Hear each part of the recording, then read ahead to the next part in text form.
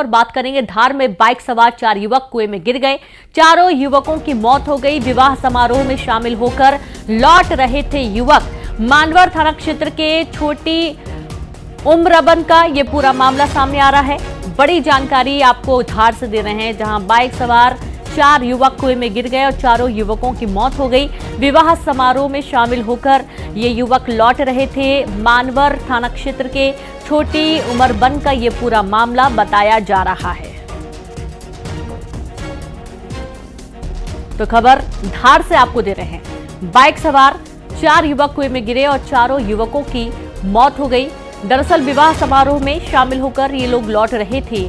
मानवर थाना क्षेत्र के छोटी उम्रबन का ये पूरा घटनाक्रम सामने आ रहा है। तेज रफ्तार का कहर, विवाह समारोह में शामिल होने के लिए पहुंचे हुए थे और लौटने के दौरान ये युवक हादसे का शिकार हो गए। चारों युवकों की मौत हो गई। तो चारों युवक कुएं में गिरे और इनकी मौत हो गई। विवाह समारोह में शामिल होने के लिए गए हुए थे और वापसी के दौरान ये पूरी घटना हुई है। कैसे हादसा हुआ, कहां लापरवाही हुई है, कहां गलती हुई है, जिस वजह से इतनी बड़ी घटना हुई, चारों युवक कुएं में जा गिरे और इनकी मौत हो गई। छोटी उम्रबन का ये पूरा घटनाक्रम सामने आ रहा है।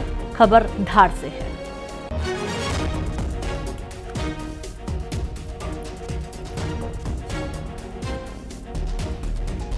और संवाददाता नवीन मेहर जुड़ गए हैं। नवीन, 4 युवक एक साथ कुएं में कैसे गिर गए, क्या है पूरी जानकारी? जी हाँ, बिल्कुल बताना चाहूंगा कि ये पूरी घटना जो है छोटी उम्रबन के पास की बताई जा रही है। जहाँ पर छोटी उम्रबन में विवाह समारोह में शामिल होकर 4 युवक जो है अपने ग्राम जा रहे थे मंडला, और इसी दौरान जो है छोटी उम्रबन के पास में हादसा हुआ है। इनकी बाइक जो है एक कुएं में जा गिरी है और कुएं में जो है मुंडल नहीं बनी हुई थी। इसी कारण से जो है चारों युवक जो है बाइक सहित जो है कुएं में जा गिरे, जिनकी मौके पर ही मौत हो गई। घटना की सूचना मिलने पर ग्रामीणों ने और पुलिस ने जो है सभी को बाहर निकाला और इसके बाद में उसको चारों को जो है मनावर के अस्पताल में भेजा गया, जहाँ पर उनका पोस्टमार्टम किया जा रहा है। वहीं इस घटना से पूरे गांव में जो है क्या बोलते सनसनी जो है वो फैली हुई है, वो मातम जो है पसरा हुआ है। वहीं दूसरे बताना चाहेंगे कि इस पूरे मामले में जो है मनावर थाना पुलिस जो है वो जांच में भी जुटी हुई है कि हादसा है या कहीं कुछ घटना तो नहीं है। ऐसा इस प्रकार से पूरे मामले की जांच में भी जुटी हुई है पुलिस। जी बिल्कुल, बहुत शुक्रिया आपका नवीन जानकारी के लिए। तो फिलहाल पुलिस पूरे मामले की जांच में जुटी है। क्या ये कोई घटना हुई है या फिर कोई इस वारदात को अंजाम दिया है? चारों युवक एक साथ कुएं में कैसे गिरे हैं, पूरे मामले की तफ्तीश में पुलिस जुट गई है। इंदौर में भीषण सड़क हादसा हुआ, जहां टैंकर से टकराए ट्रेवलर और बाइक हादसे में 4 लोगों की मौत हो गई। 8 लोग घायल हो गए। घायलों को एमवाई अस्पताल भर्ती किया गया है। देर रात हुआ भीषण हादसा, जहां मानपुर थाना क्षेत्र की ये घटना बताई जा रही है। बड़ी खबर इंदौर से है, जहां भीषण सड़क हादसा हो गया। टैंकर से टकराए ट्रेवलर और बाइक हादसे में 4 लोगों की मौत हो गई। 8 लोगों के घायल होने की जानकारी मिल रही है। घायलों को एमवाई अस्पताल में भर्ती किया गया है। देर रात भीषण हादसा हुआ। मध्य प्रदेश विधानसभा में बजट सत्र की कार्रवाई के लाइव टेलीकास्ट की कांग्रेस ने मांग की है। इसे लेकर कांग्रेस कोर्ट में पीआईएल दाखिल करेगी। नेता प्रतिपक्ष उमंग सिंघार के निर्देश पर कांग्रेस विधायक कोर्ट में पीआईएल लगाएंगे। दूसरे राज्यों की तर्ज पर विधानसभा की कार्रवाई को लाइव दिखाने की कांग्रेस ने पहले भी मांग की थी। बड़ी खबर आपको दे रहे हैं, मध्य प्रदेश विधानसभा में बजट सत्र की कार्रवाई के लाइव टेलीकास्ट की कांग्रेस ने मांग की है। स्वाभाविक है कि जिस प्रकार से आप देख रहे हैं कि एक चाहे पक्ष हो विपक्ष हो, सदन के अंदर हमारे जनप्रतिनिधि जो चुने हुए आते हैं वो क्या कर रहे हैं, उनकी गतिविधि क्या है, वो जनता के लिए क्या बात कर रहे हैं, इसमें सबको एक सामान्य अधिकार है। तो लेकिन क्यों भारतीय जनता पार्टी मध्य प्रदेश के अंदर विधानसभा की चर्चा को सबके सामने, जन समस्याओं के सामने जो क्या बहस चल रही है उस पर नहीं दिखाना चाहती पटल से, लाइव टेलीकास्ट से?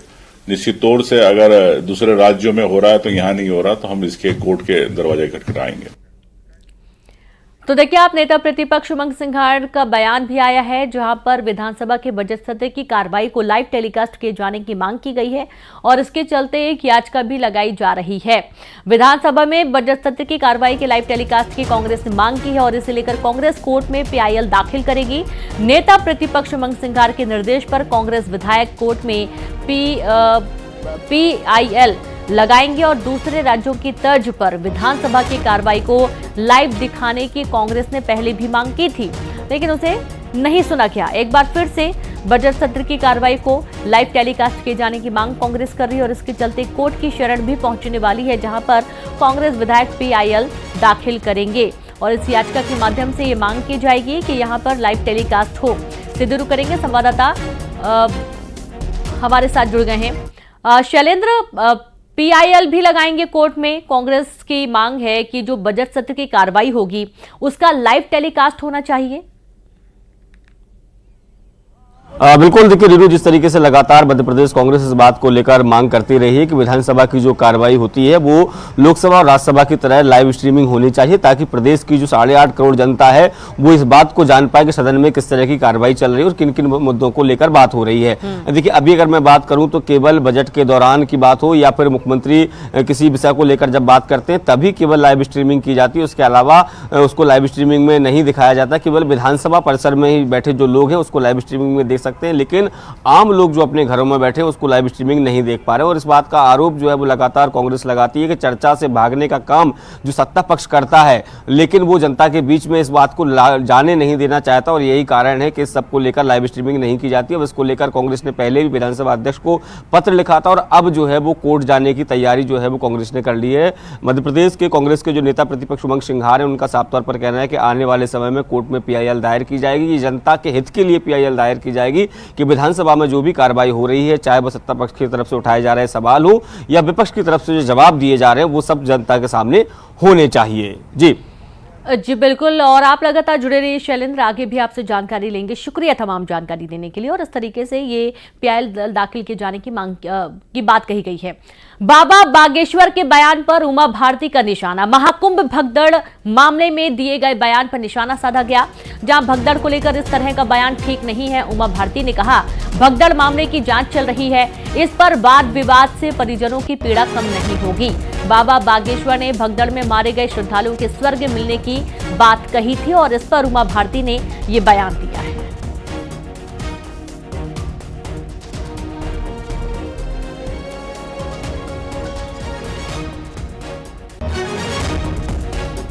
और चलिए सीधे रुक करेंगे, शैलेंद्र भदौरिया लगातार जुड़े। शैलेंद्र, बाबा बागेश्वर के पीठाधीश्वर धीरेन्द्र शास्त्री ने कहा था कि जितने भी लोगों की मृत्यु हुई है वो मृत्यु नहीं है, उनको मोक्ष मिल गया है। हालांकि इस पर और भी कई सारे बयान इनके विरोध में आए थे। उमा भारती ने भी इसका विरोध किया है।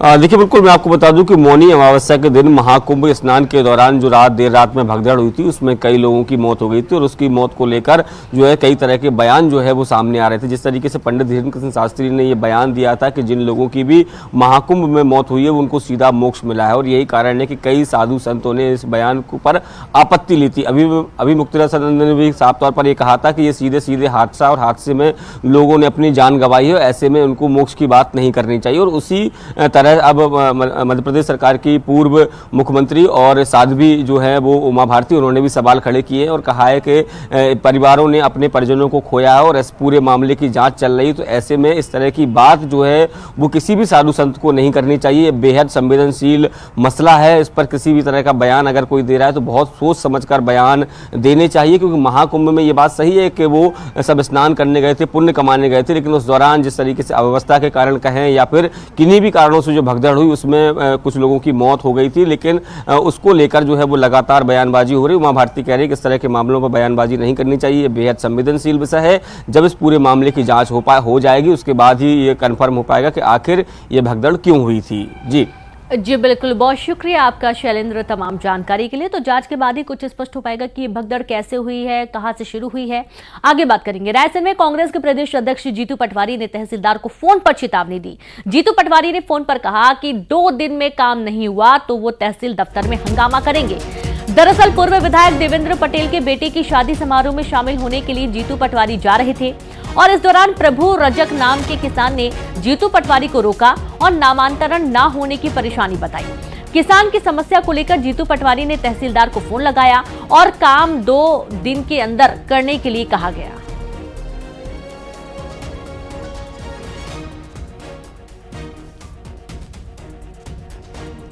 और खबर जबलपुर से है, जहां साइबर ठगों के निशाने पर छात्राएं हैं। जी हां, कॉलेज की कई छात्राओं को आए फर्जी कॉल, जहां कॉलर ने खुद को बताया कॉलेज का कर्मचारी। परीक्षा फीस जमा करने को कहा गया। क्यूआर कोड पर रुपए जमा करने का दबाव बनाया गया। स्कॉलरशिप दिलाने के नाम पर रकम मांगी गई। माता गुजरी कॉलेज की 12 से ज्यादा छात्राओं को कॉल आया था। बड़ी जानकारी आपको जबलपुर से दे रहे हैं, जहां साइबर ठगों के निशाने पर छात्राएं आई हैं। कॉलेज की कई छात्राओं को फर्जी कॉल आए। कॉलर ने खुद को कॉलेज का कर्मचारी बताया। परीक्षा फीस जमा करने को लेकर कहा गया। क्यूआर कोड पर रुपए जमा करने का भी दबाव बनाया गया। स्कॉलरशिप दिलाने के नाम पर मांगी गई रकम। माता गुजरी कॉलेज की 12 से ज्यादा छात्राओं को कॉल आया था। और सीधे रुक करेंगे, संवाददाता पवन पटेल जुड़ गए हैं। पवन, अब छात्राएं ठगों के निशाने पर हैं। फीस की मांग की गई कि फीस जमा कर दी जाए, इसके लिए बाकायदा क्यूआर कोड भी दिया जा रहा है। अब बिल्कुल ये देखा जाए तो साइबर ठगों का एक नया पैटर्न है जो छात्राओं को निशाना बना रहे हैं और शिक्षा के नाम पर, कॉलेज फीस, स्कॉलरशिप के नाम पर उन्हें निशाना बनाने की कोशिश कर रहे हैं, उसके साथ ठगी करने की कोशिश कर रहे हैं, जिसका मामला सामने आया। माता गुजरी कॉलेज में 1 दर्जन से ज़्यादा छात्राओं को अभी तक इस तरह के कॉल आ चुके हैं और उन्हें धमकी दी गई है कि अगर उन्होंने समय पर पैसे जमा नहीं किए, फीस जमा नहीं की, तो उन्हें परीक्षा देने नहीं मिलेगी। इसके लिए बाकायदा क्यूआर कोड भी उन्हें दिया गया। लेकिन जैसे ही मैनेजमेंट को इस बात की जानकारी लगी, उन्होंने इस मामले में जो है छात्राओं को अलर्ट किया, साथ ही पुलिस में शिकायत भी दर्ज कराई है। एक पत्र लिखा गया है और जांच करने के लिए कहा गया है। तो कहीं ना कहीं अवेयर रहने की जरूरत है। और आपको बता दें कि जबलपुर में साइबर फ्रॉड से लोगों को बचाने के लिए पुलिस द्वारा विशेष अभियान भी चलाया जा रहा है। और कहीं ना कहीं ये उसी अवेयरनेस का परिणाम है कि छात्राएं जालसाजों के चंगुल में नहीं फंसी, बल्कि मैनेजमेंट को इसकी सूचना दी गई। फिलहाल पुलिस मामले की जांच कर रही है। साथ ही सभी कॉलेजों को भी अलर्ट किया है कि इस तरह के कॉल आते हैं तो सबसे पहले मैनेजमेंट से बात करें, उसके बाद में ही फीस जमा की जाए। जी बिल्कुल, शुक्रिया आपका पवन तमाम जानकारी के लिए। तो छात्राओं को मैनेजमेंट ने अलर्ट भी कर दिया है कि पहले कॉलेज से बात की जाए, उसके बाद किसी भी तरीके का कदम उठाया जाए। अब आगे बढ़ेंगे, बात करेंगे जबलपुर से खबर की, जहां नर्मदा उत्सव में आतिशबाजी करना भारी पड़ गया। आतिशबाजी करने वालों के खिलाफ मामला दर्ज किया गया। अज्ञात आरोपियों के खिलाफ दर्ज हुआ मामला। गौरी घाट में की थी आतिशबाजी, तो वहीं आतिशबाजी पर प्रशासन ने प्रतिबंध लगा रखा था। आतिशबाजी का वीडियो भी सामने आया और ये वीडियो वायरल हुआ। 4 फरवरी को नर्मदा उत्सव में की गई थी आतिशबाजी और इस पर अब मामला दर्ज किया गया है। आतिशबाजी करने वालों के खिलाफ मामला दर्ज किया गया है। बड़ी खबर है जबलपुर से, नर्मदा उत्सव में आतिशबाजी करना भारी पड़ गया। आतिशबाजी करने वालों के खिलाफ मामला दर्ज हुआ। अज्ञात आरोपियों के खिलाफ मामला दर्ज किया गया।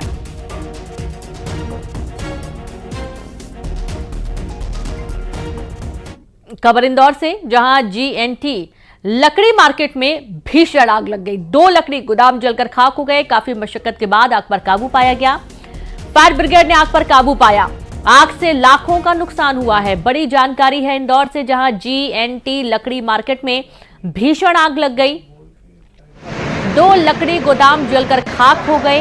काफी मशक्कत के बाद यहां पर आग पर काबू पाया जा सका। फायर ब्रिगेड ने आग पर काबू पाया। आग से लाखों का नुकसान हुआ है।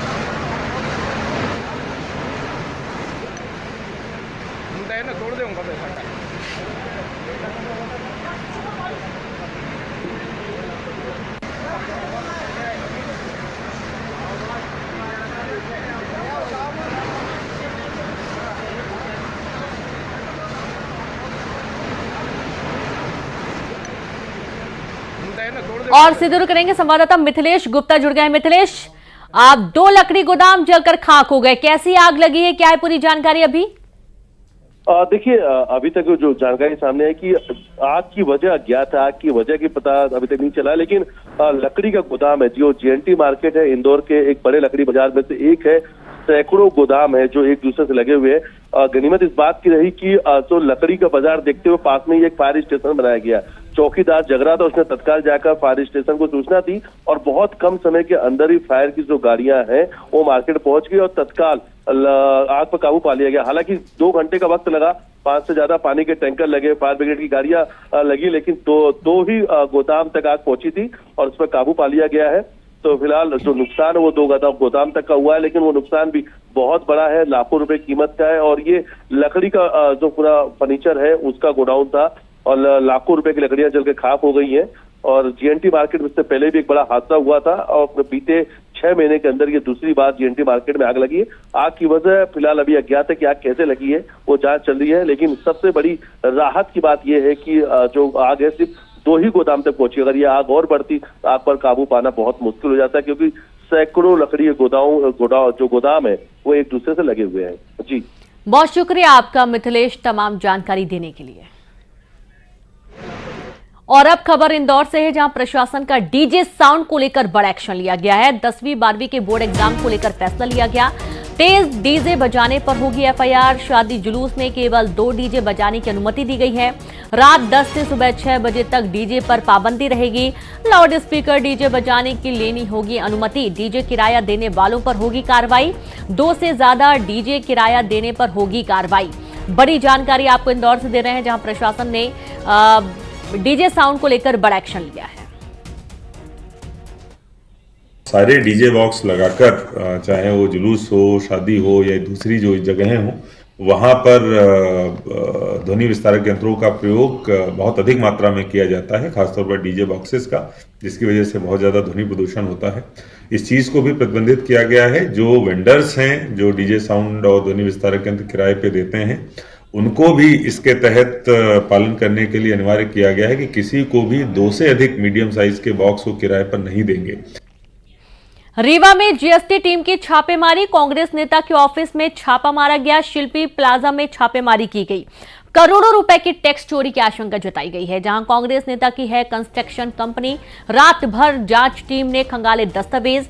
बड़ी जानकारी है रीवा से, जहां जीएसटी टीम की छापेमारी। कांग्रेस नेता के ऑफिस में मारा गया छापा। शिल्पी प्लाजा में छापेमारी की गई है। करोड़ों रुपए के टैक्स चोरी की आशंका जताई जा रही है। कांग्रेस नेता की है कंस्ट्रक्शन कंपनी। रात भर जांच टीम ने दस्तावेज खंगाले हैं।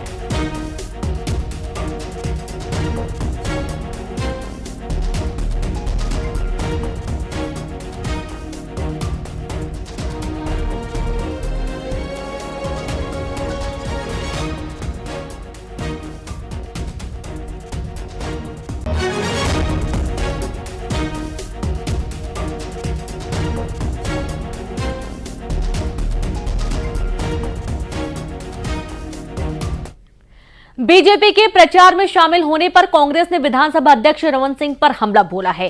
कांग्रेस संचार प्रमुख सुशील आनंद शुक्ला ने कहा कि रमन सिंह विधानसभा अध्यक्ष हैं, वे पद की मर्यादा समझते हैं और इसके बाद भी वो बीजेपी का चुनाव प्रचार कर रहे हैं। ये संवैधानिक पद की मर्यादा का उल्लंघन है। विधानसभा अध्यक्ष हैं, इसके पहले वे 3 बार प्रदेश के मुख्यमंत्री रहे हैं, केंद्रीय मंत्री भी रहे हैं। डॉक्टर रमन सिंह विधानसभा अध्यक्ष हैं, इसके पहले वे 3 बार प्रदेश के मुख्यमंत्री रहे हैं, केंद्रीय मंत्री भी रहे हैं। तो विधानसभा अध्यक्ष या संवैधानिक पद की क्या मर्यादा होती है, इसको बेहतर तरीके से समझते हैं। उसके बावजूद वे दलीय प्रचार में शामिल हो रहे हैं। नगरीय निकाय के चुनाव प्रचार में वे भारतीय जनता पार्टी के चुनाव प्रचार कर रहे हैं। तो यह संवैधानिक पद की मर्यादा का उल्लंघन है। संवैधानिक पद पर बैठे हुए व्यक्ति से अपेक्षा की जाती है कि वह पद की गरिमा का ख्याल करे। डॉक्टर रमन सिंह जी ने अपने आचरण से विधानसभा अध्यक्ष के पद की गरिमा को गिराया है।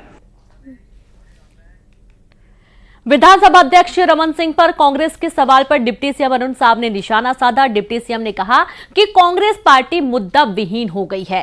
5 साल उन्होंने कोई काम नहीं किया और अब विकास के मुद्दे पर कोई बात नहीं करती, इसलिए ऐसे मुद्दे ला रही है जिसका कोई मतलब नहीं। कांग्रेस की इन बयानों से बहुत स्पष्ट होता है कि कांग्रेस पार्टी विकास के मुद्दे के बजाय मुद्दों को भटकाने की कोशिश कर रही है।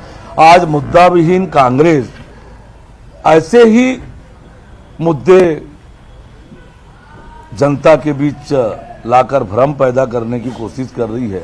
वास्तविकता ये है, नगरीय निकायों के चुनाव है, विकास के मुद्दे पर हो रहा है।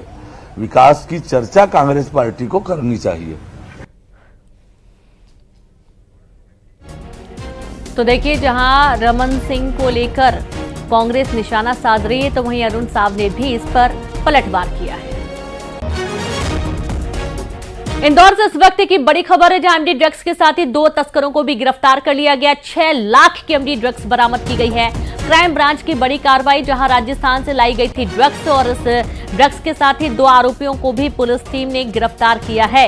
एक बड़ी खबर है इंदौर से, जहां एमडी ड्रग्स के साथ ही 2 तस्कर भी गिरफ्तार किए गए हैं और 6 लाख की एमडी ड्रग्स बरामद की गई है। क्राइम ब्रांच ने इस बड़ी कार्रवाई को अंजाम दिया है और राजस्थान से ड्रग्स लाई गई थी, लेकिन क्राइम ब्रांच की टीम ने इसे पहले ही पकड़ लिया और साथ ही 2 जो तस्कर हैं इन्हें भी गिरफ्तार किया गया।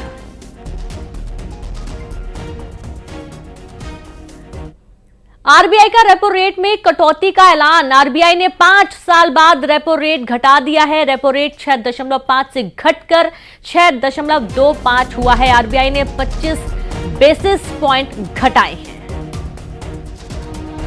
The MPC decided unanimously to reduce the policy rate by 25 basis points from 6.5% to 6.25%.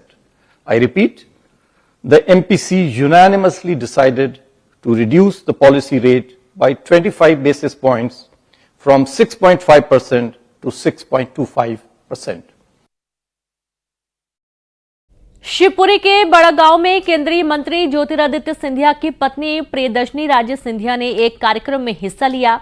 कार्यक्रम में बच्चों ने डांस किया तो प्रियदर्शनी राजे सिंधिया उनका हौसला बढ़ाती हुई नजर आई। प्रियदर्शनी राजे सिंधिया भी झूमती हुई नजर आई।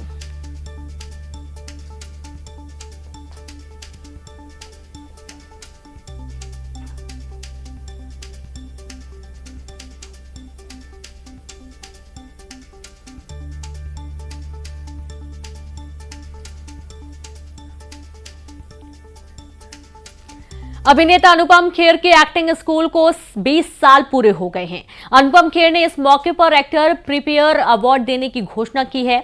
अनुपम खेर का कहना है कि 20 सालों से मैं टीचर का रोल निभा रहा हूं। कितने बच्चों ने एडमिशन लिया और उड़ान भरी है।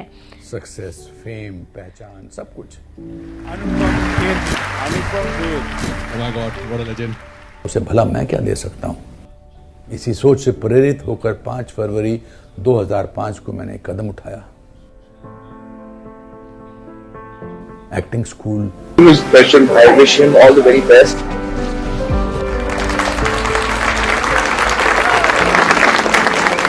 He makes dreams come true. 20 साल एक एक्टर होने के साथ साथ एक टीचर के रूप में भी गुजरे हैं और मेरा ये मानना है कि इन 20 सालों की मेरी उपलब्धियों, मेरी अचीवमेंट्स का वजन बाकी के 20 सालों से बहुत ज्यादा। That is my biggest award. इसलिए मैं आज गर्व और विश्वास से कहता हूं कि actor prepares is among the best acting schools in the world.